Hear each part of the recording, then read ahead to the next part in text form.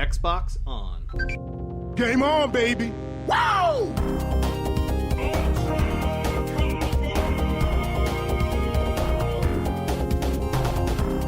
Don't make a girl a promise you can't keep.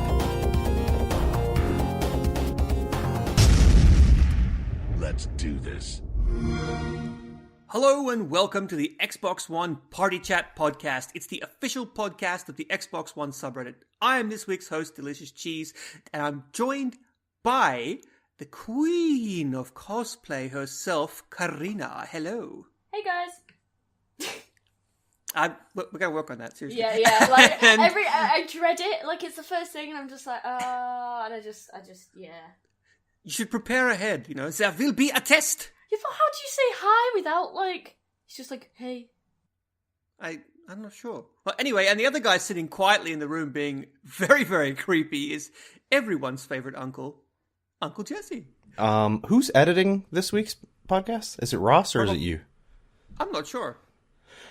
I'm back, motherfucker!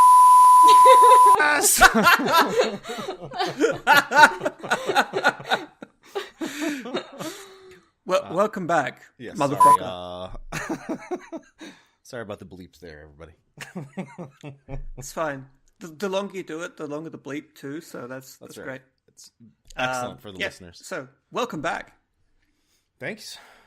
I wish I could say I've been doing something really exciting, but I haven't. Just been work. Actually, I was on vacation for a week with my family. You went on vacation, man. How was that? It was good. I did not work at all, which is so you're just odd. Chilling with the fam. Went on a big road trip. Drove for 15 hours one day to visit my mom and sisters. And actually, short story, went to Tennessee. Kicked the crap out of my nieces and nephews in Street Fighter, old school Street Fighter 2 on the SNES Mini or whatever that is that they re-released recently. Was schooling everybody. I was like, all right, pick a character. I will be any character. You pick the character. Whooping people. Just putting a whooping down on people. Step into my parlor, fellas. I was trying to explain to them the old arcade quarter logic where you had to stack up the quarters and who was next up in line to play. That was my phone just then. I'm just going to mute that. Professional podcasting, guys. Oh, look, there it is again. Yes. That's a very nice little announcement. Yes. So. Sorry, just my phone. Right, so. We usually start the podcast off by talking about what we have been playing. So because we are completely creatively bankrupt, let's do that again. Guys, what have you been playing? I'll start with you, Carina, because I introduced you first. I've played a little bit of everything, actually, this week. So I started off the week, I was at an Idea Xbox event, and I got to play Moonlighter, which is essentially, it's really fun, actually. It's kind of like a Zelda-esque dungeon-based game, but at the same time, you've got to sell everything you collect, but very strategically. So it's kind of like a shopkeeper dungeon. What did someone call it? Oh, scavenger simulator is probably the best way to explain it. Because it's actually really fun. Because, like I say, you've got, your typical Zelda-esque dungeons. They're all randomly generated. You've got 4, and then as you get through each one, you then get, like, let's say, the final boss dungeon or whatever you want to call it. But you, essentially as well, you have a pendant. So, because there's not a lot of chance of getting life, but you've got to do it within a day. So if you're, like, losing out on life and you don't want to lose your stuff because you've got to sell it to make money, you then can go back to your home. And then, but also, as you're selling your stuff, these little characters come and they have, like, emotion. So if you, like, they get really disgusted. If you're, like, a cheapskate, not a cheapskate, if you're, like, one of them people that just want all the money and you put everything dead expensive, they get really annoyed at you and then don't buy your stuff. Which is annoying. It's funny, but then it's like, I need the money. But, yeah, so that was kind of cool. I really do want to play that again. That was kind of, I really like the layout of that. And also I played by the same studio, which was 11-Bit Studios. I played Frostpunk, which I think this game, it's very good, but I think you have to enjoy, it's kind of like a management type game. So it's based in, I'm going to get the wrong century. I'm just going to say 1900, because I can't remember which century it is. Or decade, whatever you want to call it. and that was a game where you've got to manage this town, but they're in the freezing cold, so they're in some sort of like Arctic place, and they've got a generator, and you've got to kind of keep them warm, but you've got to build stuff, send them out for resources, different things. But then you've got laws as well, so you can do laws where you can make them work longer, but then if they work longer, they then kind of discourage you as a player. You could essentially say you're like God for this town, I suppose. But that was quite interesting. I kind of like things like that, like little quirky management type things, because you can... I'm trying to think. Yeah, no, it was quite interesting, but I feel like you have to essentially like that type of game to enjoy it. But it was very well put together, and it's all within...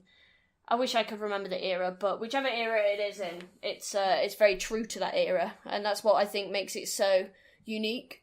What else did I play? And I played a bit of Robocraft, which leads me into Robocraft. I was playing Robocraft Infinity. It would be strange if playing Robocraft led you into, say, Destiny 2. Yeah, but I wonder if you could build a sparrow. Yeah, but you could build a sparrow for from Destiny. I suppose someone might do. Yeah. Someone should do that. If you do that, please send it me. So then I can download it and also ride the sparrow.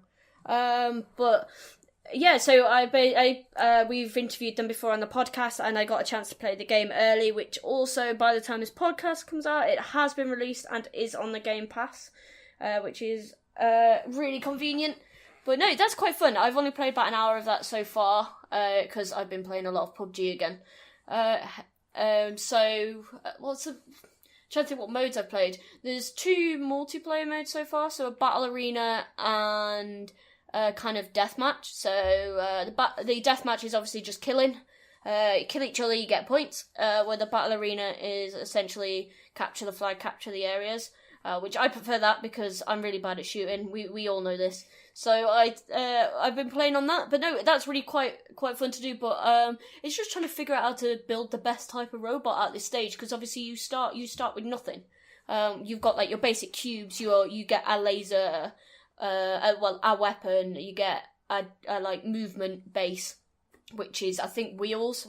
I'm using mech legs because I've unlocked them, but you've got to kind of like level up within it. So the more you play, the better weaponry and armor and cubes and stuff you get. So, you know, it kind of encourages everyone to keep going just so that you get better things. So then you can beat other people and make weird things. But I got to be a T-Rex and just kill people as a T-Rex until I lost my leg and my face, and then I died. But it's quite interesting. But it definitely is like a team game. I got a bit salty because I keep being partnered with noob teams that just don't understand the objective, and I just hate stuff like that. It's taking me back to Destiny. You're in Elo hell. Yeah. See, that there you go. It does relate to Destiny. Destiny was the same where it's like, capture the area, and then no one captures the area, and everyone goes for kills, and then you lose the game, and everyone's like, oh, why did we lose? And it's like, well, do the objective. And I get really annoyed at that. There's an expression for that, and I'm sure that Clay is very familiar, because it's basically it's more or less the single commandment of the Battlefield franchise, and that's PTFO. I actually don't know what that stands for. I don't know what the PT stands for. You haven't heard PTFO? Oh, P. No. Play the fucking objective. Oh, yeah. Oh. Exactly. That's what a lot of people need to do. But yeah, that's definitely what a lot of people need to do in that game. It's so, because there's a part where you have to defeat a core, and every single time I nearly defeat it, but you need a second person, or else you just won't do it, and no one was helping me, and everyone was like, oh, let's just kill everyone. And yeah, I get really annoyed. But yeah, apart from that, I think, have I played anything else? Played PUBG. Oh, I went back and played a bit of Fortnite last night, so they've added, which I know by the time this podcast goes out, because I just updated it, they've added the new... What's it called? I'm just going to call it a Fortify bomb, where you can put it at your feet and you instantly build within a second. Well, I guess it's not a second. I haven't tried it out yet. But yeah, so it saves me building because I suck at building. I'm normally a bush Wookie where I just hide in the bushes. But I was playing the highest. Wookie. Yeah, bush Wookie. If you just hide in the bushes, it's like stealth. Called bush Wookie. I don't know if that's true or if that's just a word that I now just use a lot. I'm going to pretend you just made that up yourself, but I probably did. I've heard that. No, I've heard that before. I was about to say a few of us use it, but I don't know if that's just because we've made up as a streaming group or if it is a thing. But no, yeah, especially in Fortnite. But Fortnite made it a thing anyway because they brought out the consumable bush.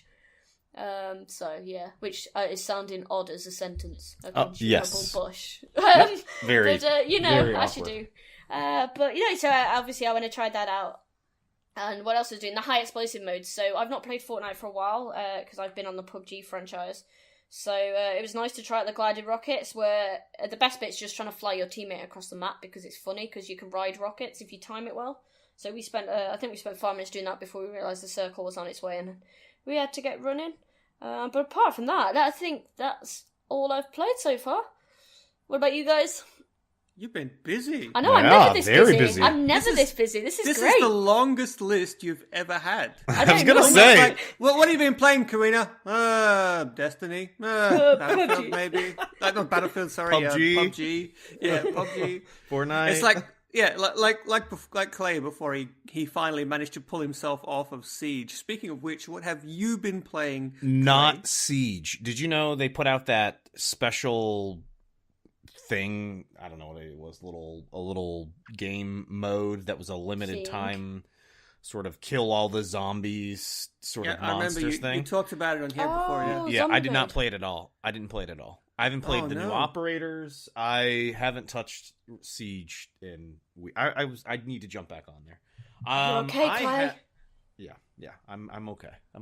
I am thoroughly now in Carina's boat of addicted to PUBG. Like it's consumes all of my available time. But when I'm not playing the pubs of the G's, I have been playing a bunch of other fun games that we will be talking about a little bit later here, I believe, is Minit, which is our game of the week, which is an awesome game. I'm We'll be talking about that. going to use that as like the transition, just so you know.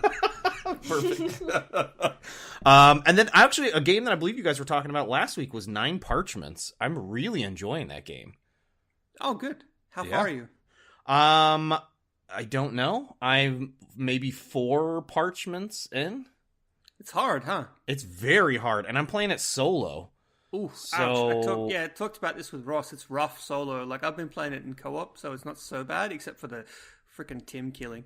Man, there's team killing in it? Oh yeah, there's Oh. you can't turn it off either. You have to have. Well, I guess friendly fire. that makes sense because there's the enemies kill themselves. I've seen that where there's the beams redirect and hit them and things like that. What else have I been playing? I played a little bit of Mulaka, which I'm not entirely caring for, but I'm gonna play it a little bit more to see if I can enjoy it a bit more. I jumped back into Gears of War 4, finished that finally. Holy crap, was that a horrible ending to the game? Ross, Yeah. man, whew, that was a struggle to get through that. I was like, is this thing almost over? This is so freaking tall. And that final boss battle sucked. The other one that I'm really enjoying right now is before I talk about that one that I'm really enjoying, there is a game that's available. If you have Xbox Game Pass, there is a game that I played over the weekend. I played through twice, and I might play through it one more time to try and get the rest of the achievements. It's The Late Shift.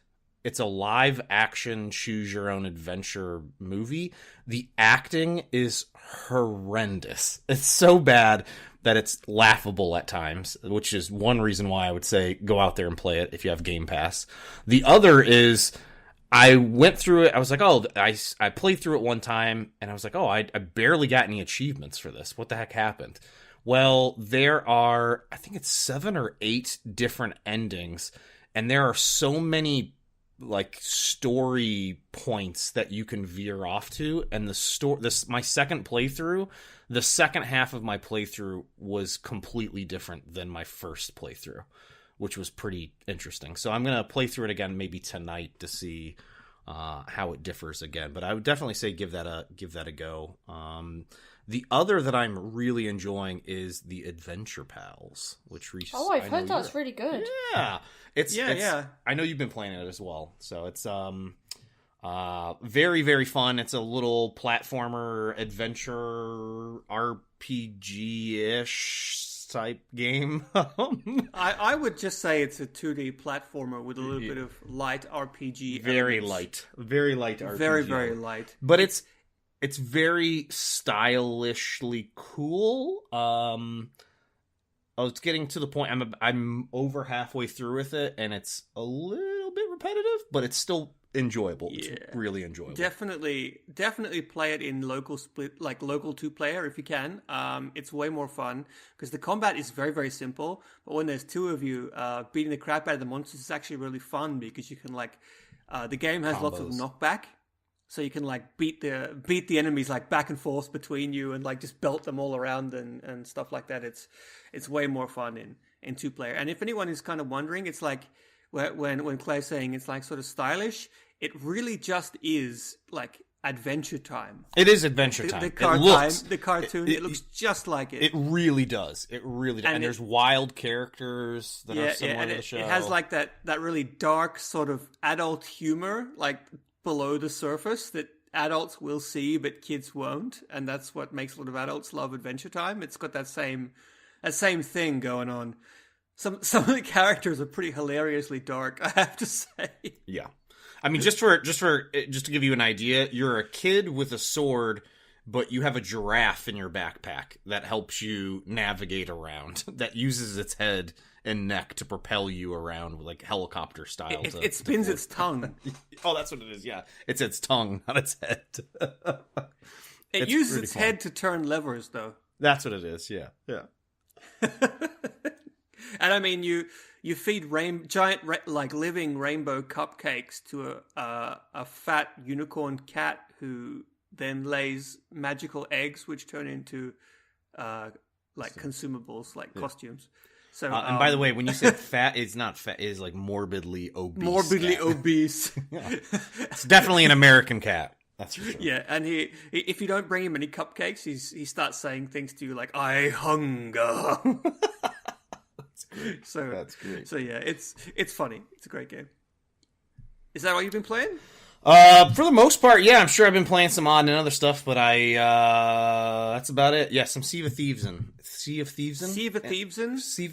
well, my one Sea of Thieves that I had was I went to do a raid and jumped off my boat and started the raid, and then went to go back to my boat to get some more ammo. And the part of the story that I didn't say at the very beginning is I did not drop the anchor on my boat. And I then noticed that my boat had sailed quite a bit off into the distance.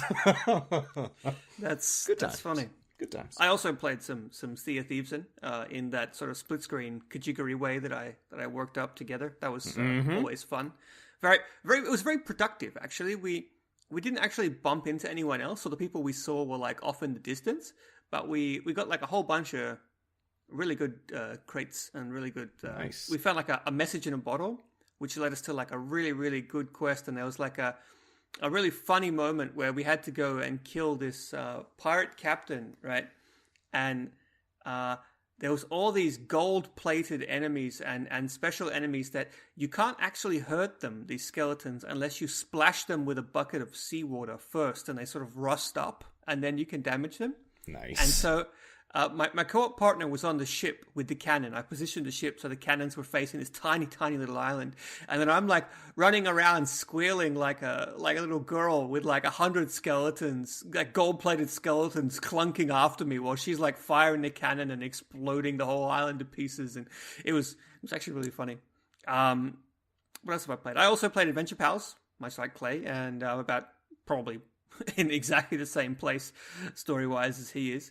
I also played a bit of The Witness. Have you guys played that yet? Because it's the I tried to, and I got about 15 minutes in and said, "This is so boring." Yeah, so you all know that I like puzzle games, and yes. I have the totally useless, absolutely useless skill of being able to look at a visual puzzle and place it, basically sort of figure it out almost instantly. I don't get stuck on visual puzzles really at all. I mean, this is I'm not bragging. If you give me a puzzle with any kind of numbers in it, I'm gonna have to start counting on my fingers. I can't do numbers, but visual puzzles I can do. So basically, I sat there and I was just like, okay, because every single puzzle in this game, every single one, is solved in exactly the same way by drawing a squiggly line from one point to another. Now, they get a lot of mileage out of drawing a squiggly line. And a lot of the time you have to figure out where to draw the line based on stuff in the area around you, or based on the environment, or based on memory, or all kinds of different ways that are actually very clever. But at the end of the day, all you're doing is drawing squiggers. And if drawing squiggers from point A to point B sounds dull as hell, that's because it is. And nothing else happens. It's got to be one of the most stunningly beautiful games I have ever seen. It's like a watercolor painting come to life. It is stunning. But as a game, I found it impossibly dull. Like, I'm someone who sat through Cube 2 in a single play session because I couldn't pull myself away. But this is dull, in my opinion. But it's so pretty. God damn, is it pretty? It is very pretty, and it's almost as good as a train simulator game.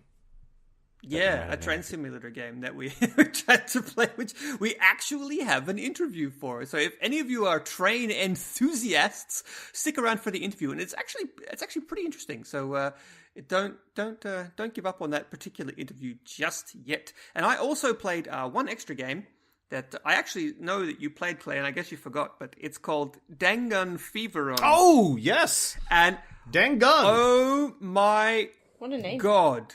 Like. No, that's not the entire name. The entire name is much, much longer. Oh. It's huge. Like the name, it's like a gigantic sentence, but it gets shortened to Dangan Feveron. And it is an old school Japanese shump, like shoot 'em up, bullet hell kind of game. But it's also like, it's that plus like disco rhythm dancing and it's just insane the amount of information overload that you get. Like, I was playing it in 2-player and we were just laughing the entire time because no one could see what on earth was going on. There's just so much explosions hard, and there's so much stuff flying around. And there's like explosions and color and disco dancing people and cats and nuclear bombs and robots and like numbers and cyborgs and oh my god, you think I'm just exaggerating, but I'm not. Like, if you play this game, it is wild, and you can actually it's a legit simulation of the Japanese arcade, so you can actually pause the game and change the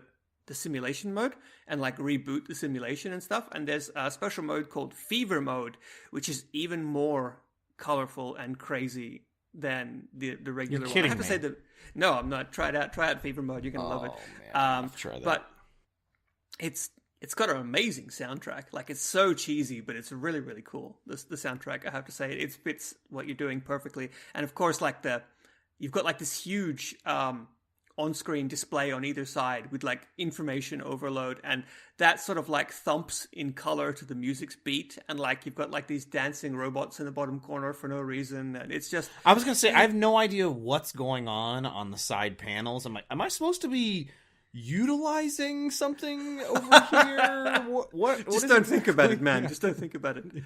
But yeah, it's really cool. It's definitely more expensive than it should be. It's $35, so only for the really invested in like obscure Japanese bullet hell games, but definitely cool. It's definitely fun. Is there a way, Rhys? Have you been able to figure out how to get more than two lives in there? Yeah, you can pick. You mean continues or lives? Continue lives or continues, whichever. Okay, well, you get 1-ups randomly, and you also get one every time you kill a boss, which will let you have an extra life. But then when it comes to a continue, interestingly, you play through once and you get a game over. It takes you back to the screen and it says now you can use 2 credits. because it's like I say, it's a simulation of the arcade. So you actually have to push Y at the beginning to insert your coins. Your credits. You got to put the coins in, and then when you get game over again on 2 credits, it takes you back and says you can now use 3. And I'm up to like 6, so I have no idea how high this goes. But the more you play and lose, the longer it lets you play for.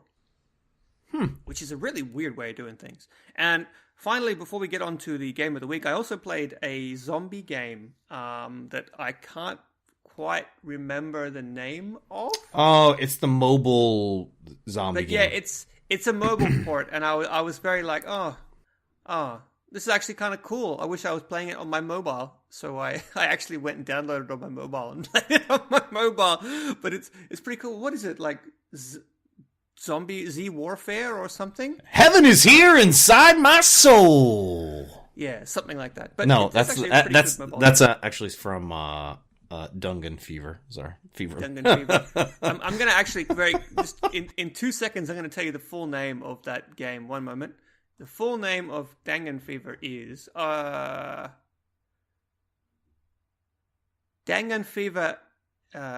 Wait, no. Just a second. M2 shot triggers Dangan Fever SOS. Dangan Fever and SOS. Yeah, that's the full M2 shot triggers. I have no idea why. Also, the zombie game's called Dead Ahead Zombie Warfare. Don't play it on your Xbox. Get it on your mobile. It's free, and it's actually pretty good, I have to say. But yeah, moving on, I think it's about time that we checked out the game of the week. Game of the week. So after that amazing intro that I totally said I was going to use and just used, the game of the week is Minit, which is a old school game, kind of with Commodore 64, maybe ZX Spectrum style, like throwback graphics.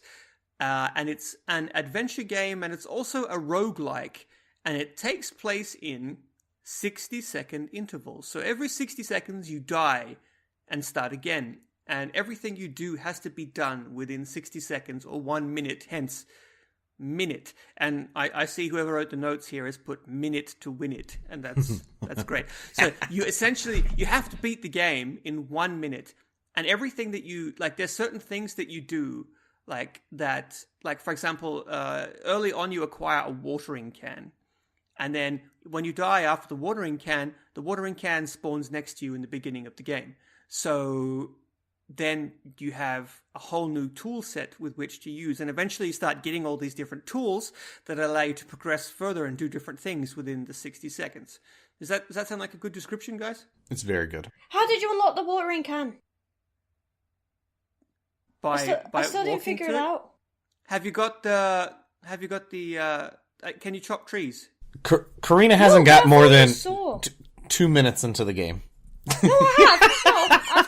Listen, I got the throwing sword. Got about 2 or 3 coins. Got a tentacle because I. You got the throwing sword before you got the watering can. That's what I mean. I don't know where the watering can is, and then I actually. You might have already. And then everyone was like, "Yeah, you just turn up in your caravan, and there it is." And I'm like, "It's not there. There's a campfire. No. Where's my watering can?" No, you have to go back to your first house. Oh. Go to your first house. Walk What? down.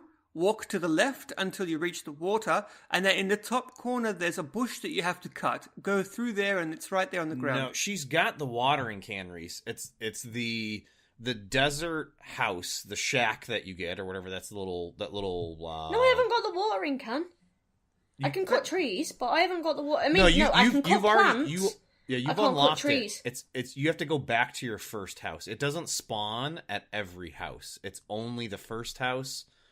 No, but it spawns at your desert caravan, because I've seen it on a... Because I googled the tutorial. Yeah, it does. Well, not tutorial, walkthrough, because I was really frustrated about why I couldn't move anywhere. Yeah, if you take the watering can into the desert, there's a guy you can find at random, and you can spray water on him.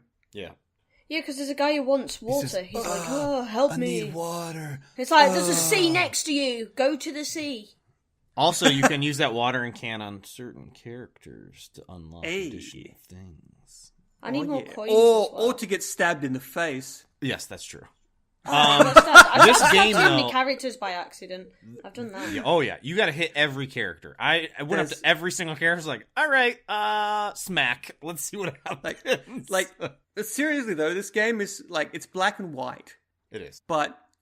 And the graphics are really simple, but it's so charming. The animations are really nice, and the music is really catchy, and it's so addictive. This 60-second loop of fun. I should mention, it's only $10 as well. Yeah. And highly recommend picking it up. It's like, it's really impossible to get bored, right? Because you see something and you're like, oh, I can do that. And then you sort of got to figure out how you can do that in 60 seconds. And then when you've done that, you're like, right, now I can go and do these things in 60 seconds again. And it's like, it's amazing. And there's an achievement for finishing the game in under 25 runs, or is it 20 runs? And I'm really, really interested to see. Wait, Yes, there is. There's an achievement. Oh, okay. Yeah, but you've got 1000 G on that, Clay, right? Yeah. So how many playthroughs did it take you this. to get? I burned through this in a day and a half. I could not stop playing it. It was awesome. How many tries until you memorized what to do to make it in under 20 runs? I will let you in on something. What's that? After you beat the game, there is a way for you to shortcut your way through some of the game. So I think I was at about 16 or 17 tries when I beat the game.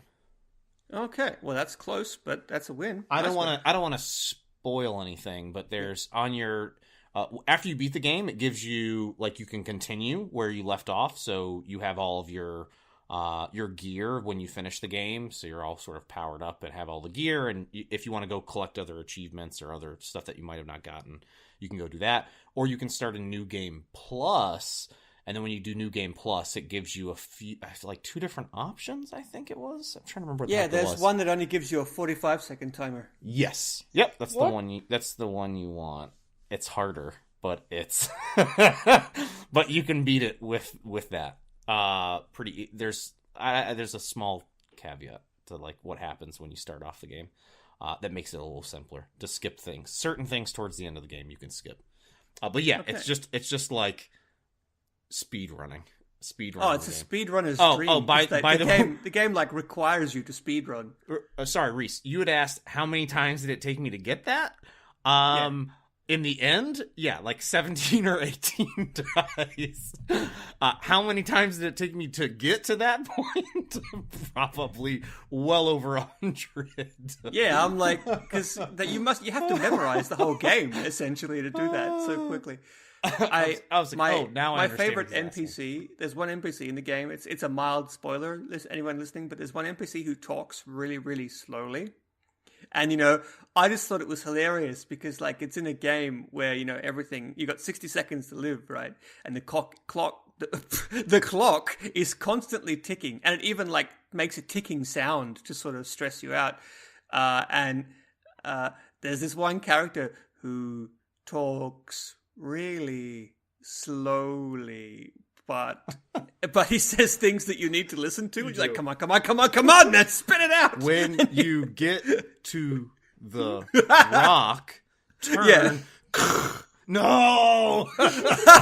Yeah, exactly. Have to run back over there and sit through the whole thing again. But yeah, highly recommended. I can't... When we were, like, trying to find out what game of the week we should pick, we were like, oh, what do we pick? There's no good games. And then I just played Minit at random. I was like, I'm just going to play this game this week. It's new and it looks weird, and hell, why not? Like, I've never heard anything quite like it, even though it looks like a little tiny, like, it looked like a little indie game I probably wouldn't enjoy. And I was absolutely, like, just charmed by it, like, so charmed. And I went straight to the other guys and was like, guys, Minit is amazing. And Clay was like, what? And he tried it and he was like, oh my god, this is the best thing ever. And everyone, all of us who played it just loved it. So of course we made it the game of the week. But it's been a long time since we've found a game that we all, like, really thought was cool and that was so weird and unique. So seriously, make sure you tune in on Friday for a chance to win 1 or 2 copies. And even if you don't win, go and buy it yourself anyway. It's $10. And it's just you won't play anything like it. Yeah, there's nothing that I've played that's like it. Yeah, it's Game Boy graphics, but a whole lot of fun. But I think it's about time now that we cut over to the stories on the subreddit this week. You're listening to Xbox One Party Chat Podcast. This week in the subreddit. Nice. Carina, that was excellent. Right? That was not That bad was at all, Carina. perfectly timed. So, we have a couple of stories here, and I'm going to let you introduce this one, Clay, because you put it in here. Yeah. Let me see. What was this first one? This one was about the ID at Xbox announcement, or not ID at Xbox. Inside Xbox. I even wrote this down, and I'm looking directly at the show notes, and I read that wrong. Yeah, Inside Xbox. The second episode was this Tuesday evening this past week. Just a few highlights from the announcements from that were some OG Xbox games are coming to backwards compatibility. A good number of them. It looks like 19. Yeah, 19 of them. So we've got Conquer, Battlefront 2, Mercenaries, Republic Commandos. I'm just randomly reading off some of these. Destroy All Humans. Morrowind Good game. is that I never played. Everyone's hyped about Morrowind. Yeah, exactly. So And apparently it looks did pretty you see good. did you see the comparison? How like the Xbox One X is now like upscaling the OG Xbox games? Like Yeah. Morrowind looks amazing. Yeah, no, it looks really pretty dang good. And then they also announced a few other additional 360 titles that are coming to back, or that are already. Man, that's a lot of backwards compatible as well. I'm not cutting that out. As well as Xbox One Enhanced. So we've got Star Wars: The Force Unleashed. The Force. The Force in Star Wars. Gonna use the Force. Star Wars. Star Wars. Use the Force. Star Wars. To destroy the Death Unleashed. Star.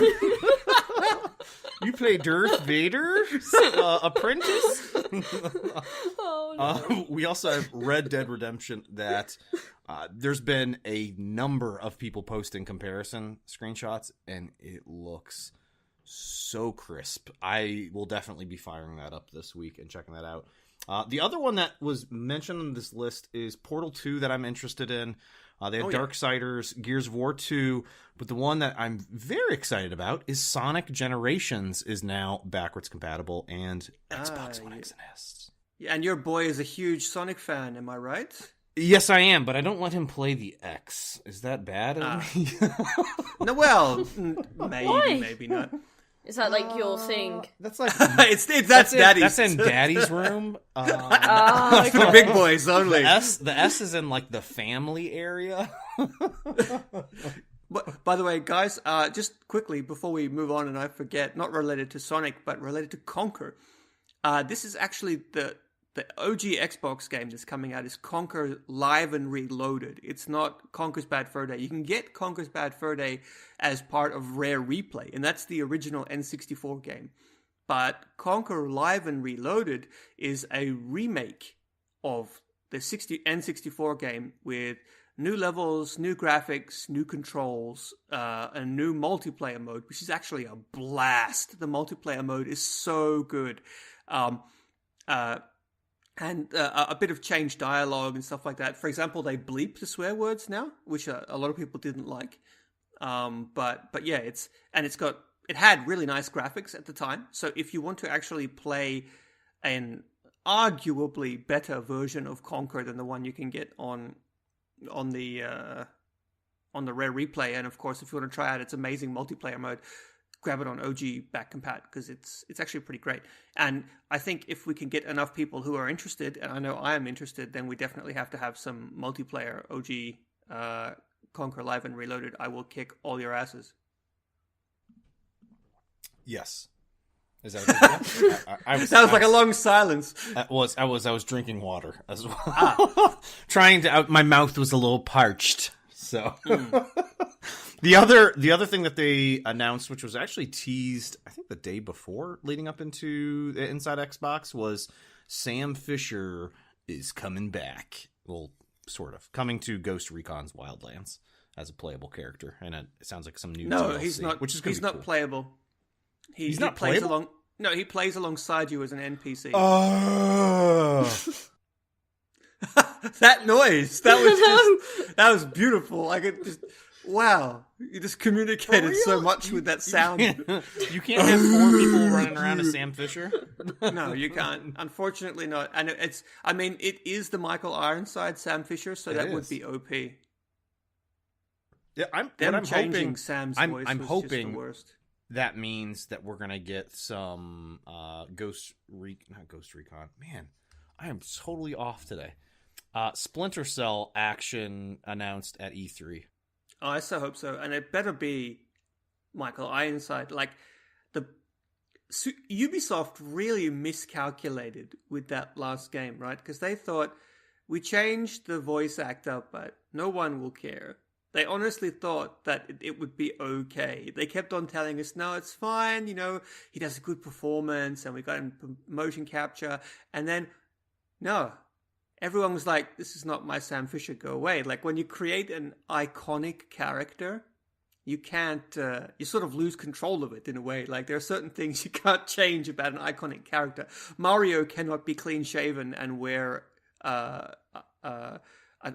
different colored hat. Well, he can in the new game. But Did you know what I mean? did you hear that there's I know it's the Xbox podcast, but on the PlayStation front, there's a new Uncharted game coming out, and Nathan Drake is not going to be voiced by Nolan North. Wait, what? What? I'm completely joking, but can you imagine? That would be the same thing. Yeah, my reaction was genuine. What? I was like, but Nolan North voices everyone. Seriously, anyone who wants to have a laugh, go to the IMDb page of Nolan North and realize that he is everyone. He really is. Who's the what's the other guy? Tom that's Baker? in The Last of Us. That's Troy in Baker. Troy Baker. Troy That's Baker. like he's the new the new North. Yeah, if it's everyone. not Nolan North, it's Troy Baker. Those are That's like right. the two voice actors for video games. They were in Birmingham not long ago. Really? Random facts, yeah, Birmingham Comic Con. My friend got a big, massive Uncharted fan, and she was like, "Oh my god!" I was just like, "Okay." Fun fact: if you play the Nolan North voices Deadpool, he voiced him in the cartoon, and he voiced him in the game that was on the 360. And I think they actually remastered it for the Xbox One, didn't they? I think they did. Anyway, if you pick that up on the remaster or the back compat version, when you walk, the game begins inside Deadpool's house. And you can walk around, and if you use the telephone, if you use it enough times, you'll actually, like, Wade, as in Deadpool, will call Nolan North and have a conversation with himself. And, hey, people think you sound like me. And so that's pretty funny, in my opinion. I don't want to spoil the joke for you, but yeah, you can call Nolan North as Nolan North. But yeah, what's next?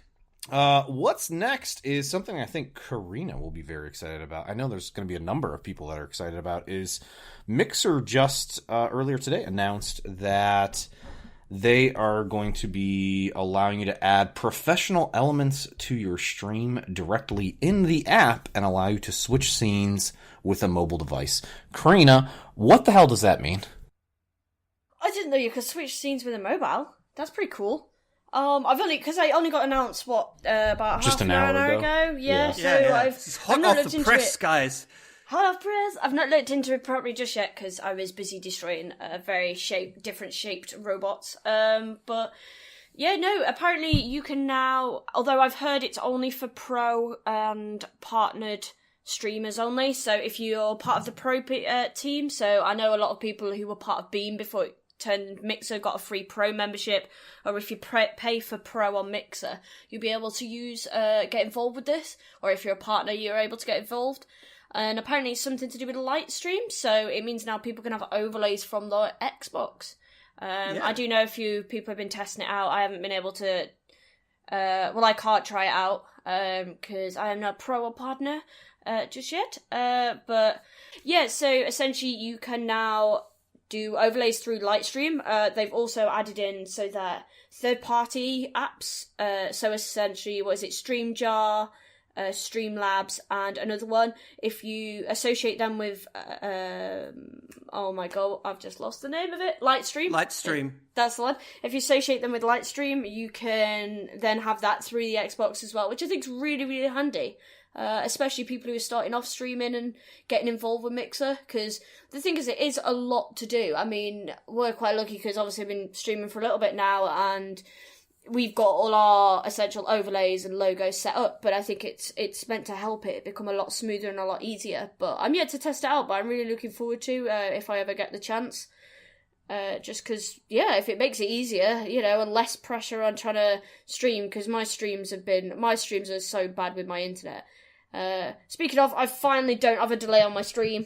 I upgraded my Elgato, and I finally don't have delays. It feels nice. good. Oh, did you get that sorted? I saw you had messaged Mixer, I think, on Twitter. Did you figure out what the issue was with the delay? Was that you? Yeah, that was me. I didn't figure it out, but I fixed it. But I don't know how. Was it, did you shut down your computer and restart it? I don't know. I don't really know.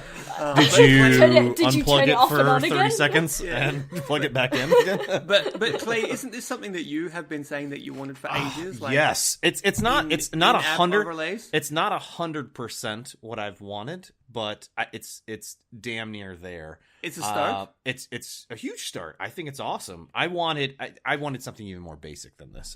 Because I don't stream from my laptop. I have a MacBook, and for whatever reason, my MacBook hates it when I try to stream. And so I directly go through Mixer through my Xbox. And it's just there's no overlay, which this will solve. But I just wanted something that when I had my camera up, that there was something that said, like, my gamer tag or something, decorative. Yeah, Carina's got some nice little setup there. I want something, maybe not as fancy, but a little fancy on my Xbox stream. It sounds like this is a huge step in that direction, though. This gets it like 95% there. Yeah, it's good though, because I think it's what everyone's wanted. Yep. I know a lot of people that stream from Xbox just because it's easier. You don't have to deal with any lag or any issues with PC. Like, if you haven't got a decent PC that can run it smoothly, it totally just gets rid of that issue. So hopefully we'll see more people streaming. It'd be nice to see more people get involved. And I mean, Microsoft's pushing really hard this Mixer integration at basically every level of the Xbox, which really just removes almost every barrier to entry that streaming normally has. So hopefully that just gets a lot more people streaming and having fun. I mean, it's a really fun thing to do if you can do it without any hassle. But I think it could be a great time right now for us to switch tracks over to our interview. Oh my god. I have yet to begin. Xbox Snap this week's interview. Okay, everyone, welcome back to this week's interview. Today, as promised, we have an interview with Matthew Peddlesden, who is the senior producer of Dovetail Games, who are the developers of Train Sim World. So, Matt, welcome to the podcast. Well, thank you very much for having me. No, it's fantastic to have you here. You have the supreme honor of being the first and only sim game developer that we've had on the podcast. And I think we've had easily more than 60, 70 developers on here, but not one of them has ever been like a sim game developer. So congrats, I guess. That's awesome. I mean, it's always been one of my favorite genres, so it's good to see it going out to a whole new audience of players.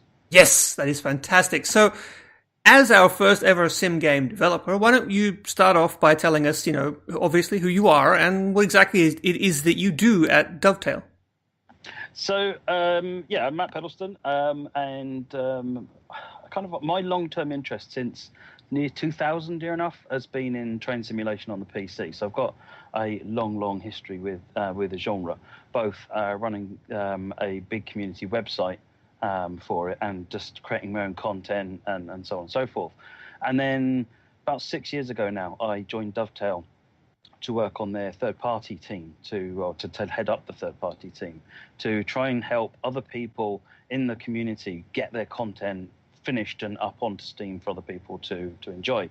And that went really, really well. And then we started thinking, hey, what's the next thing we can do for train simulation? Because Train Sim 1, as I tend to call it, the current one, Train Sim 2018, is going really great. It's got some really cool content. But what's the next thing? And that's where Train Sim World came from. So I was part of the team that designed that and came up with the ideas for it. And now I'm the senior producer who actually looks after the team putting that together, along with a wider production team that I've got working with me. Nice. So could you tell us a little bit about, the history of Dovetail games? How did you guys get it started? Where did it all begin? So way back in the dawn of time, there was another company called Kuju, which developed a product called Rail Simulator, working with Electronic Arts and another company called Fund for Games. Excuse me. And what happened was that over a course of developing that, the core team that were dealing with, that looked after it, sort of shrunk down to 6 people, I think it was 6 people, that then went off into their own organisation called Rail Sim Developments Limited, and separated out entirely. So this was just after, I think, Rail Simulator was released. I might not have the timings quite right, but there or thereabouts. And Rail Sim Developments Limited was, a little while later, bought outright by our current CEO, Paul Jackson, and it became railsimulator.com Limited, which was really sort of where its growth has been sort of quite considerable, with some really good direction from Paul and the team he's brought on board. And eventually it came to a point that there's only so far a company that's called railsimulator.com can go. Because obviously with a name like that, you pigeonhole yourself into only doing one thing. And with the sort of trains were going great and everyone was remaining 100% focused on trains. And there was a strong desire in the company, well, what other things can we do? What other simulations can we do? Because there's such a wide it's such a broad genre. And that was where the sort of a need to come up with a new name came from. And a process was gone through, and eventually the name Dovetail was come up with. So hence we're at where we're at now. So for the last few years, we've been Dovetail Games, and that allowed us to not only remain, really, really concentrated on doing what we're doing with trains, but we've also then broadened into fishing and flying.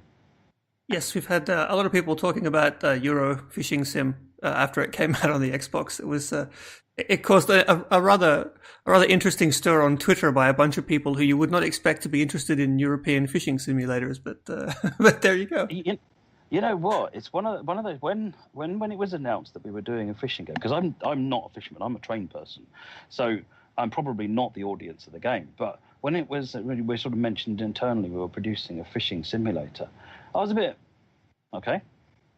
I've got my train sim to play at least.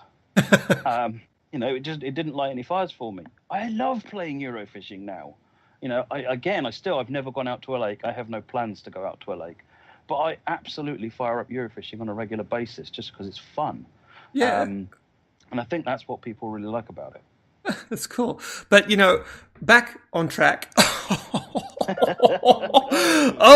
I'm just first of many. Back on track. You just recently released, obviously, Train Sim World Founders Edition on the Xbox One. So congrats, first of all. Thank you very much. That was a lot of work by the team. Yeah, I believe.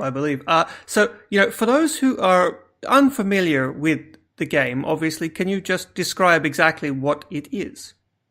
So Train Sim World replicates actually it does more than this, but it replicates the core experiences driving a train. There's a lot of people, a lot of youngsters who they see these massive machines and they really they grow up aspiring to drive them, and what it's trying to do is give you that experience in various railways around the world. Founders Edition focuses on the UK, on the Great Western Main Line coming out of London Paddington, out to Reading, and so you've got this, you can drive commuter trains, which are stopping frequently, and you've got a tight schedule to sort of try and keep to. You've got a high-speed train, which you're pushing a train up to 125 miles an hour, which is quite cool. And bearing in mind, what's cool about driving a train 125 miles an hour when you can get in a Ferrari in another game and do that quite easily? What's cool about driving a train 125 miles an hour is you can't steer it, so you can't make any mistakes. and you don't. It takes over a mile to stop at 125 miles an hour. Over a So mile. It's very much a case that you're going 125 miles an hour. You better know exactly what's happening between you and a mile or three ahead of you, because if you need to be stopping, now's when you need to be starting it, not in a mile's time. So that's kind of it's a slightly different form of adrenaline, I guess, compared to something like a racing game, which is where I think a lot of people they kind of struggle. I think in some cases to sort of you can't steer it, you can't go up and down. What am I doing? And it's understanding what actually the pressures of driver, really the skill that driver has, understanding the route, because again you can't steer, so you've got to know that it's safe to proceed, understanding the signaling systems, which are whether you've got the red lights, green lights, and there's single and double yellows, there's white lights, there's flashing lights, there's all sorts of different things, and you need to know learn what those things mean, and they'll tell you, can you go slow? Can you go fast? Are you going to turn? And all the rest of it. So it's going to tell you all these things. So it's really trying to capture that experience. It's when you do those two different types of experiences, they're really very different. It's not just sitting in a train pressing the go button. There's actually a lot of thought that goes into that, and sort of planning and forethought. And then the third experience it comes with is freight. So it's driving freight trains up and down the line in the Class 66. Or doing various like unloading coal aggregates wagons and things like that. So there's a little bit more to that train. It's got some control screens on board that you can play about with and so forth. So it's there's three quite different experiences. It's about, like I said, core experience is driving trains, but beyond that,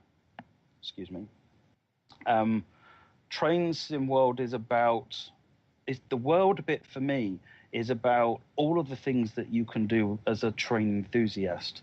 So that might be riding a train as a passenger, which you can do in this. You can let the AI computer drive all the trains, and you can just ride on them, look out the window. Sounds like a really silly thing to do. It's like, well, what am I doing as a passenger? And actually, train simulations have always had a following from a group of people who, I just want to sit down and enjoy a game for half an hour. I'm not in the mood to play anything. It's like watching a video almost, except you are kind of in control of what you can see and so forth. So some people, they like to do that. They like to build that into what they're doing. So they'll arrive at a station, get on a train, it'll drive them to Paddington, where they can then take a HST and drive it somewhere else. And that's actually one of the scenarios. And then you've got just train spotting, which is obviously a massive hobby in the UK, where you can stand on the platform and just watch the trains going up and down. There's a whole 24-hour timetable with trains going up and down, so you can stop at any of the stations along the route and see what trains go up and down, and after you've spent a couple of hours, maybe stop and choose a different station and see what the trains are like up there. So there's actually quite a diverse amount of content in there. Trainspotting is a good movie too. maybe not quite in line with what you're producing there, but can you quickly explain the meaning behind the name, the Founders Edition? Yes, so this is about our first appearance on Xbox. It's always been really important to us to make a really good impression to the Xbox audience, but we wanted to kind of confine that, because if we tried to do too many experiences in the one box, if you like, in the first instance, then if there's any issues, they'll all suffer from those issues. So Founders Edition is one route on all the trains, and let's see how that goes. Let's get a lot of feedback from people, and the plan is to bring out a bigger product later on. I don't have the timescales for it yet. A bigger product later on, which will have more routes and trains in it, and then that will be the bigger thing.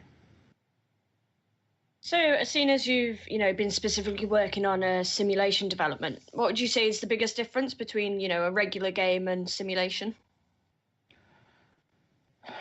That's tricky. And I want to start by just saying that I've got a lot of respect for game developers, and I largely think that what we develop is as much a game as it is a simulation. There's the reason I prefix that is because there can be some snobbiness, I think, between it's not a game, it's a simulation, and so forth. And I actually think that there's a lot of fun to be had in both parts.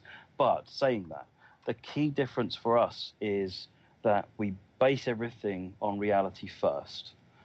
So we understand, we've got reference books, we look at how the real trains work. If possible, we go out to see the real trains, talk to people who drive them and maintain them, go out onto the routes, capture videos, get signaling, technical diagrams, get as much, the amount of reference material we've got, which is the stuff that real engineers use as well, that we've got in the office, is tremendous. And then we take all of that stuff and we start bringing that in. And the tools that we use are all based on real world. So we use real world units and real world measurements and so on and so forth. So we put all of that stuff and we try and capture it as much as possible in that environment.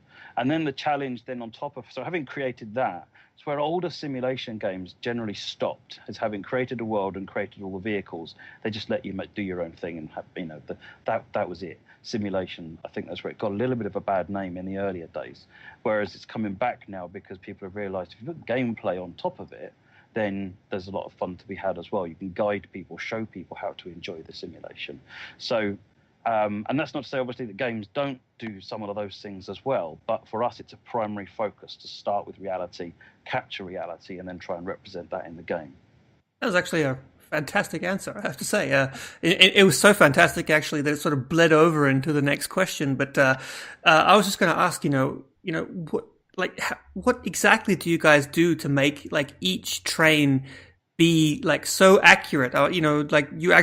Did you guys like ride along in the trains, get training, so to speak? But I got train puns for days. I've been speaking to Ross.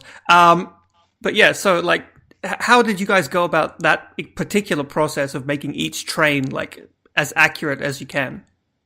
So there's and it varies depending on the train. It's because we're dealing with things which are large. If in the wrong hands, they're unsafe. You need proper training to be around these things. The companies that deal with these trains and the operating companies, frankly, they've got other things to do than to deal with us. So that's a challenge. But some of the companies we deal with, including Great Western Railway, who we worked with on Great Western Express for Founders Edition, they'll put themselves out and they'll really make themselves available for us. So we were able to get trips to the high-speed train depots on one or two occasions, sat in the cabs, talk to people that drive the trains. We have community members also that drive these things and already provide us a lot of feedback. We've got previous experience because we've done all these trains previously in Train Sim 2018. So we've got a lot of what we did right, what we could have done better from those. We've got the actual operators and drivers and maintenance manuals for these trains. So we've got a heck of a lot of technical documentation for the trains. Actually, the problem in a lot of cases is more figuring out what don't we do rather than what we do, because it would take 10 years to properly simulate every system on board one of these trains. If you were to do every detail absolutely correctly. Actually, 99% of people wouldn't see 80% of that because they wouldn't know it was there or how to use it. Because you need to also appreciate that these drivers and maintenance staff, what kind of training they've gone through. When actually we need someone to sit down at the game and play it without going through a year's worth of training first. That probably wouldn't go down so well. So it's trying to capture what's important to actually capture the experience of driving the train, and then what are the little things that make you go, oh, they did that, that's cool. Well, so those things which sort of really help. And then there's lots of other buttons and switches which a driver probably in a year or so of driving would never touch. Well, there's no point simulating those because they're going to be an awful lot of work to do and people don't. So it's kind of it's a tough balance of trying to work out the two, and it goes up in terms of how much access we can get, how much reference material we can get, which is really really interesting. We've been having a lot of good fortune so far doing Train Sim World. We've been able to get a lot of access and a lot of reference material, which has been really exciting. So seeing as the game's on Xbox, how did you guys... oh my god, that was rubbish. Let me do that again. So seeing as the game is on Xbox, was it quite hard for you guys to make it, smoothly ported on the controller itself? So Train Sim World, when we actually did a first controller implementation for Train Sim 2018. In fact, it was actually back in Train Sim 2013. I think we put the controller in. So we had some experience with Xbox controllers and how to make them work with train simulation as sort of an experience.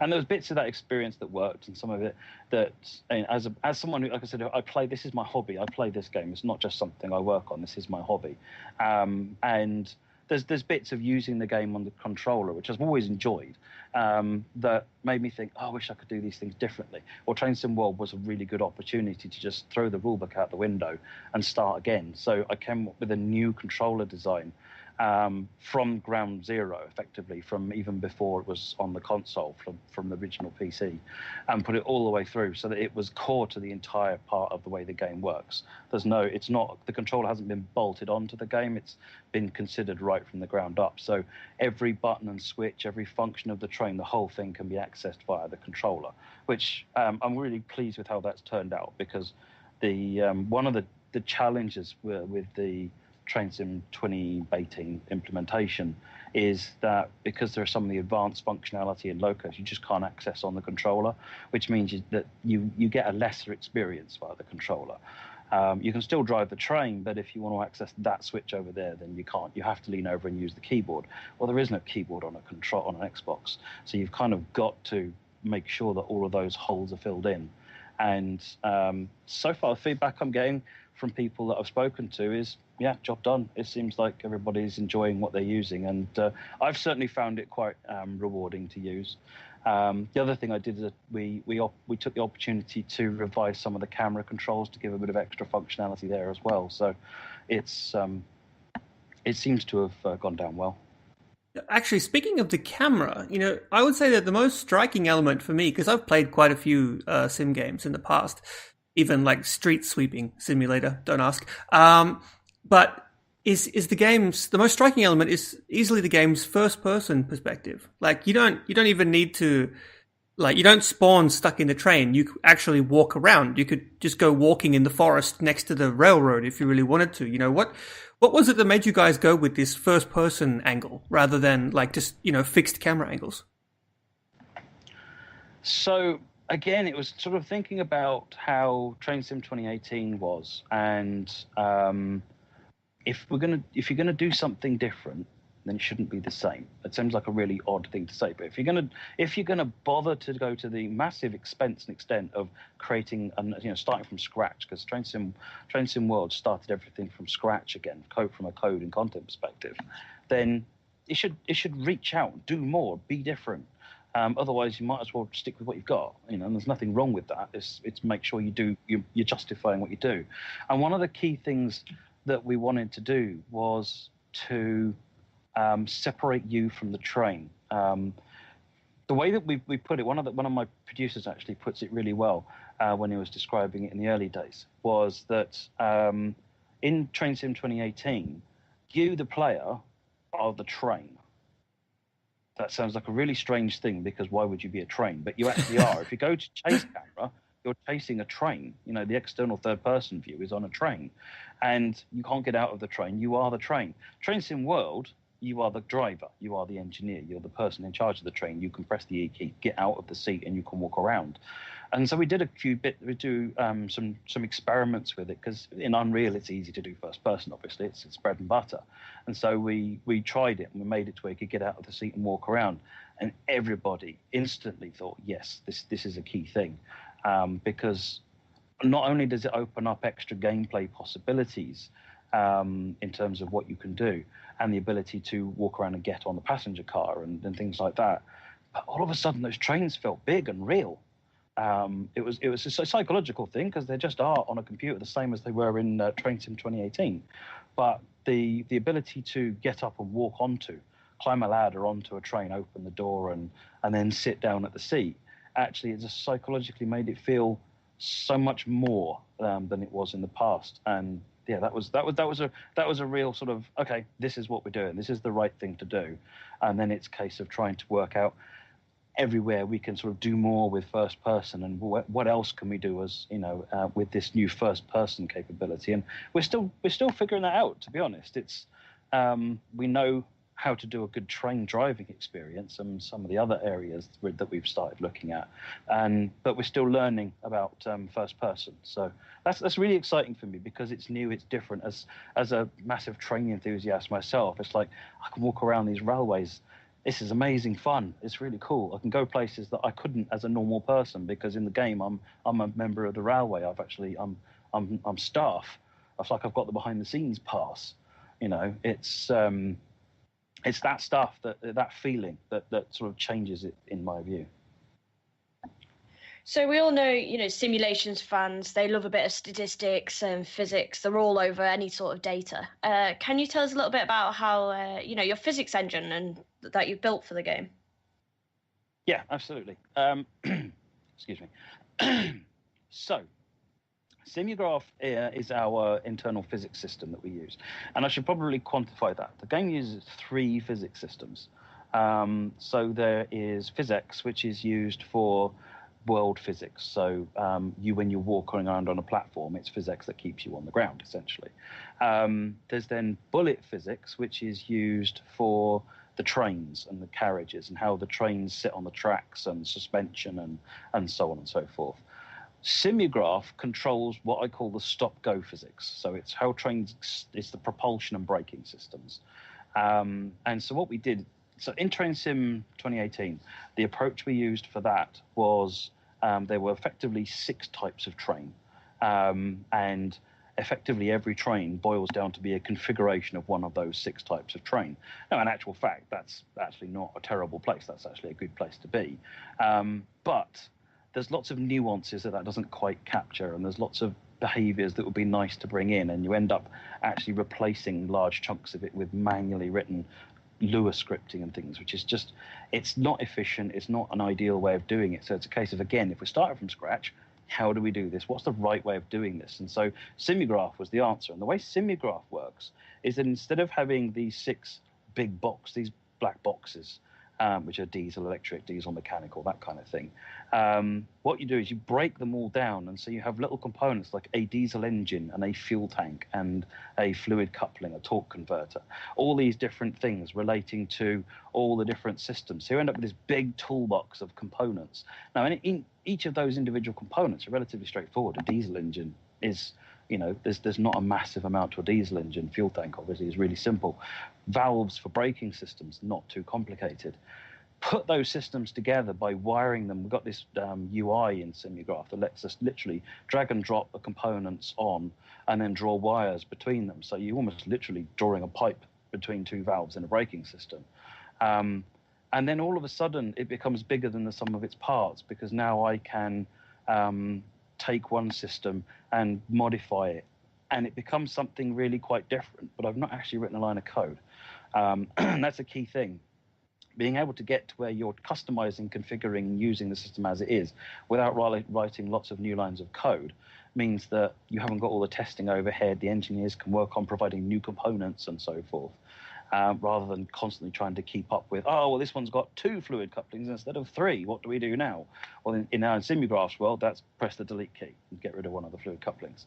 It's very, very straightforward to put stuff together. Where it gets more tricky then is that obviously there's no diagrams published which say what exact specifications that fluid coupling or that brake valve has and so forth. So a lot of it has to be determined and then measured against the end result. But again, whereas in TS1, TS 2018, we would input the end result data and the game would calculate what it should look like to get the end result data.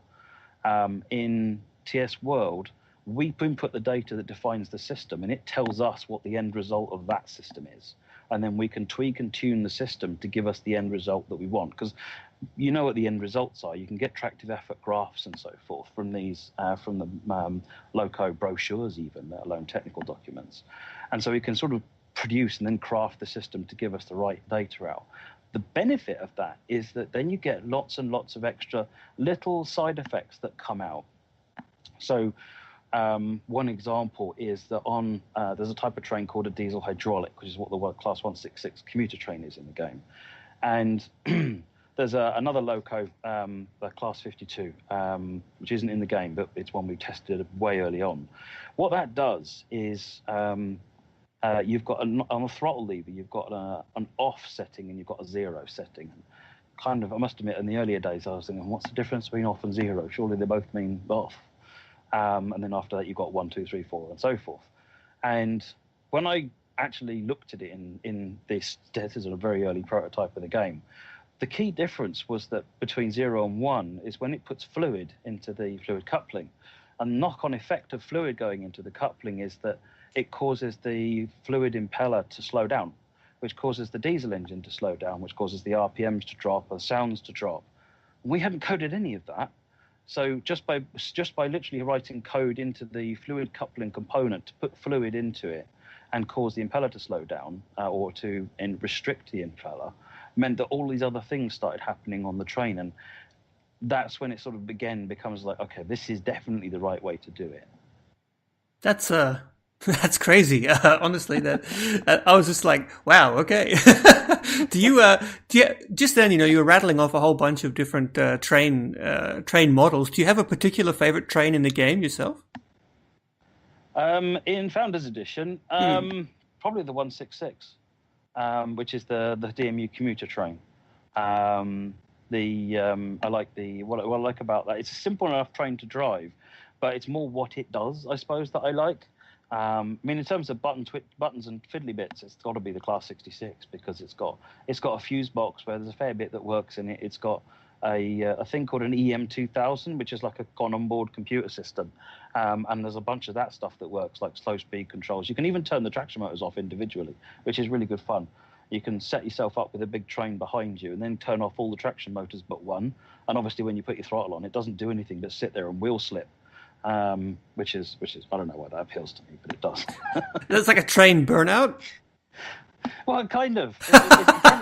It's another thing that's a sort of a knock-on from the way we do Simulgraph, because Simulgraph models everything down, and you literally sort of say the output from this goes to this axle and to this axle, and this goes to this axle, and so forth. And then that's what then controls the rotation actually going on. So when we fire an impulse in which says turn off that traction motor, well, you get nothing going to that axle anymore, which means that only the axles that you've got powered rotate. And if that isn't enough to make it rotate or make the train move, then you might get spin or something. So it's one of those things, a bit like the example with the hydraulic, where it just sort of proves that there's some other stuff going on there, which is really cool. And again, we didn't go out of our way to make that how that would work. That's just how Simulgraph works, which is really exciting for the future, actually. So each train in the game is obviously there for a reason, but if you could add one specific dream train from anywhere in the world, what would it be? Oh dear, what would it be? Well, I'm primarily a UK enthusiast. I've gained a large appreciation for railways around the world over the last few years, but the UK is still where my heart lies. And I just want some steam is my thing. My two favourite steam engines would be the what they call the Class A4, which you probably know better as the Mallard, the world speed record holder. And there's another class called a 9F, an example of which was the very last steam locomotive produced in the UK, Evening Star.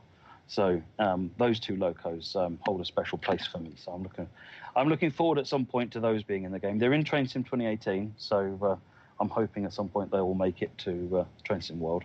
Okay, so you're not like a speed demon asking for like the Shinkansen from Japan or anything. No, no. It's there's actually there's I mean. Yeah, there's some really cool fast trains out there. I mean, in terms of the modern trains, my favourite one there is the what we call the Javelin, which was the southeastern high speed train that runs down in this area in Kent, and it's 140. It goes up to 140 miles an hour, but it also runs on the slow lines as well. So it's got a really interesting sort of dynamic change as you go from running on the old-fashioned red, yellow, green signals to switching over at Ebbsfleet to then run up to 140 miles an hour on the Sube's LGV high-speed TVM 430 signals. So that's really interesting. But no, if you give me a little tank engine to play in, I'm sorted. or a Gronk, or what we call a Gronk, a Class 08, which is the equivalent of diesel shunter. It's a little yard and some wagons to bash around, and I'm happy. Maybe you know. Actually, this is not scripted, but what kind of train is Thomas? Thomas. I was thinking that. Just I'm going to get it wrong, but Thomas is, I think, an E1 or something. It's a southern region train. E1 or an E2 or something like that. I'm going to get loads of people shouting at me for getting it wrong. It's what it isn't. A lot of people think it's a 3F Ginty, and it's definitely not a 3F Ginty, but it's a southern region E1 or something like that. Definitely not a 3F Ginty. We're going to have to ask Twitter, actually. If anyone knows what kind of train Thomas is, make sure you correct us. But I wanted to ask, because obviously we have a lot of people on Xbox who have never in their entire lives even thought of maybe playing a simulation game, right? And what I want to know is if there was an Xbox gamer who, had never played one, but he was kind of, he or she was kind of on the rail, on the fence, on the fence about it, thinking about jumping in, what would you tell them to make them, take the leap? It's a game you haven't got in your library. It's a different kind of experience for your Xbox. It's going to be a different pace. It's going to be a game that you can play when you're in a different kind of mood, perhaps. I mean, it's not going to compete with the Gran Turismos or Sea of Thieves or anything like that, but it doesn't try to either. So when you sit down, sometimes you're in a mood to play a game, you're not in the mood for some action. Or you're in the mood for a different kind of experience. And simulation games, Train Sim World being a very good example, I would say that, is exactly the sort of thing that you want to have to sort of fill that hole. Because sometimes you just want to sit and chill, and Train Sim is a really chill game to play.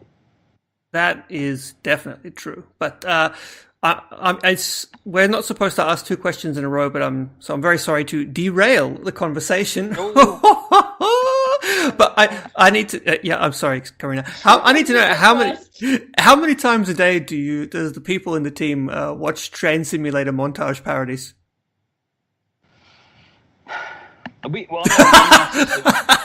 That's sigh. That's sigh. I don't know the exact answer to that question. What I'll say is that we have on our internal communication system, we have a channel called #random. Mm-hmm. And the number of times things get posted up there is frequent. So how many of those get watched by how many people, I don't know. But there's definitely an audience for watching all sorts of different things. We just love seeing what people do with the game and the fun they're having with it and the different way people enjoy the game as well. Because, I played the game, as I say, for 18 years. I've been playing Train Simulation. And I've got a way of playing the game. I'm in a bit of a rut, if you like. It's just how I've always played the game. So I like to watch other people and see what they do with the game. And sometimes I put my head in my hands and bang my head slowly on the desk. And why are you doing that? Why did you jump out of the train while it was moving? Why did you think that was a good idea? And other times it's actually really interesting. Oh, you did it that way. That's really interesting. I didn't think anyone would do that. It's really interesting to see what people do. So what would you say is next for you guys? Have you got any big plans? It's continuing to develop the core experiences and add new experiences to it. So it's what else can you do in first-person mode? There's new game modes there potentially. There's new train and route experiences. That's the sort of the core bread and butter. Everybody wants their local train or the train they remember that they rode on in their youth. Or the one they went on in holiday. They want that so they can recapture that experience. So it's creating more content, getting more gameplay types on there, and simulating more types of engines and trains and so forth. So we've got 3 or 4. So obviously a key one that we still need to get in there is steam locomotives, and there's a lot of demand for getting steam locomotives in. And there's more to do. So it's diesel mechanical, like old style diesel cars. So there's a long way to go to finish getting a lot of that stuff in. So I think for sort of like the medium to long, sort of where we're at is kind of focusing on expanding the experience and really sort of listening to what people say to us that they want out of it as well. And I know we when we originally talked about Train Sim, we talked about multiplayer, and it's still very much on the cards. But one thing we have found is that people, I think, want us to focus more on the core experiences and get those rock solid, because once you've got those rock solid, then multiplayer becomes a much more solid experience after that. So multiplayer hasn't gone away. It's just there's other things that we think that we want to just nail first before we then come back and get the multiplayer out there. Yeah, it makes sense. But that just about brings us to the end of the line for this interview. I promise that's my last train pun. But we have one question that we have asked every single one of our guests, and unfortunately, you know, we've been really nice and friendly so far, but this is like serious, you know, hardcore gaming journalism. So I hope you're ready for this question. Go for it. Which classic video game character could you knock out with one punch?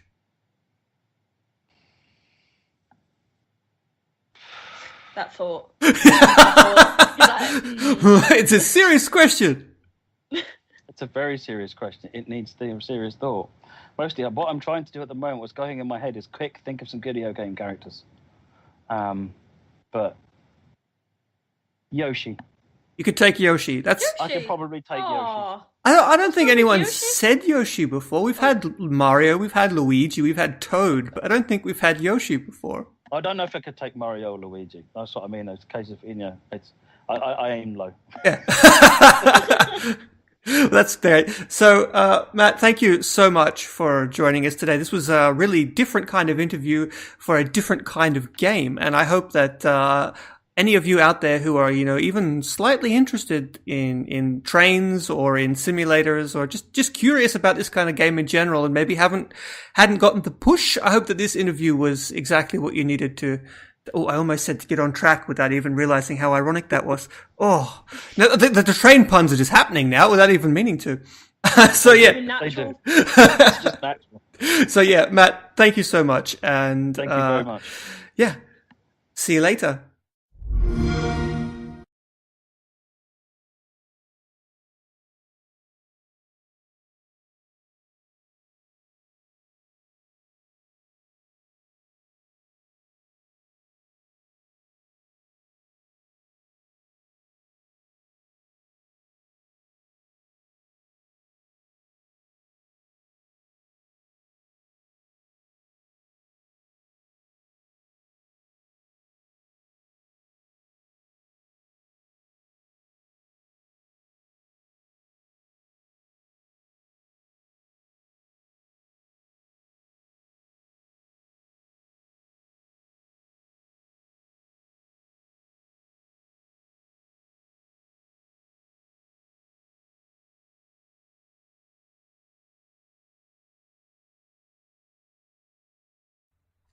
So thanks again, Matt, for that awesome interview. If anyone is interested, you can check out Train Sim World on the Xbox One right now.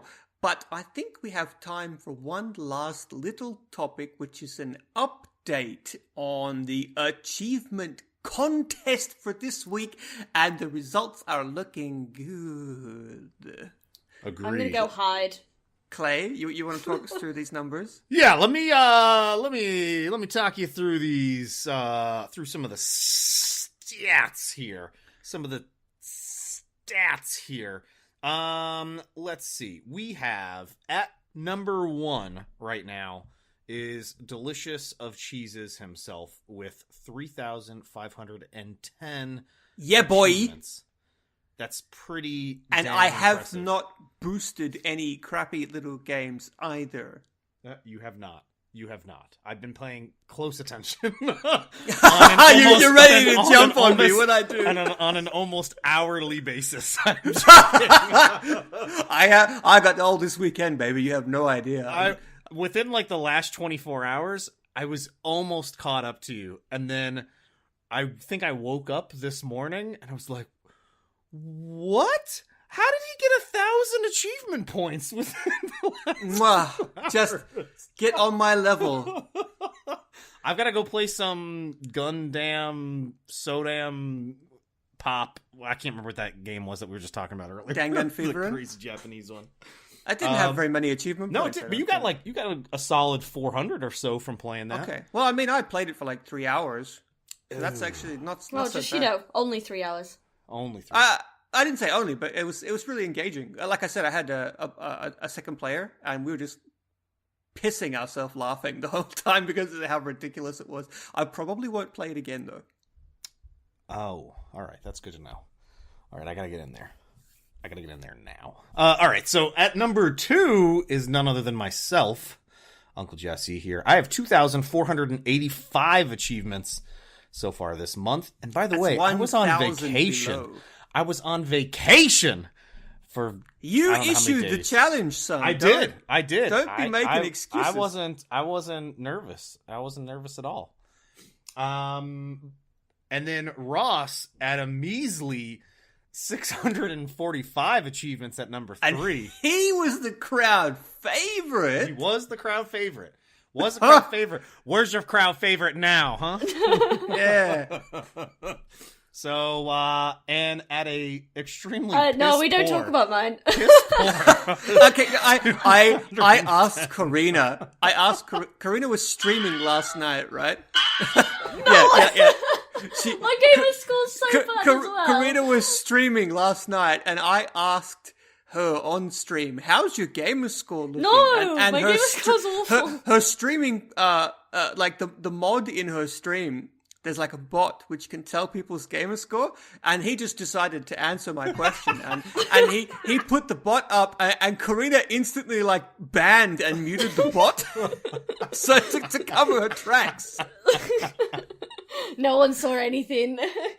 Oh man, my gamer score's so bad, like it's awful. But the thing is, we used to have like a family account for like years. So all my old games that I used to play are all on this family account, and then I eventually one day just made my own, and then so now my gamer score's rubbish. And PUBG doesn't have achievements, and Fortnite Battle Royale doesn't have achievements, and then what else have I been playing? Not a lot. PUBG doesn't have achievements. Wait till that has achievements. I'll be like straight 1K. Okay, so straight 1K. Okay, she said it now. But Carina, do you want to read out how many achievements you got this week? After the Wilhelm scream is done, how many achievements have you gotten this week, Carina? Your score's What right have I here. even played? Hey, I bet you've missed some because I just got some on Robocraft. You can get easy ones on Robocraft, by the way. Just Okay, good. pointing that out to you guys. Okay. What have I even got achievements on, actually? What did I play? Oh, Minit. I think I've actually probably just got the achievements from Minit. Clay, you want to read out how many achievement points she's gotten this week? No. This week, I don't know, but she had 210 for right now in the month of April. 210 Ow. in the month of April. For all of April. 210 for Oh, all like of 11 April. days. You know what? Yeah. Carina, I've been I wake up and take the biggest 210 achievement movement. Are you saying you shit 210 achievements in the morning? Yes.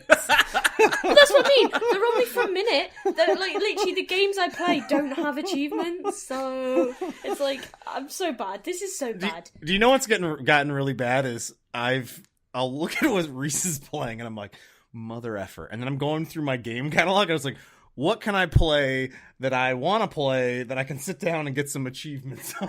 See, I think the reason I have the highest gamer score out of all of us, like by far, is simply because I have such a weird...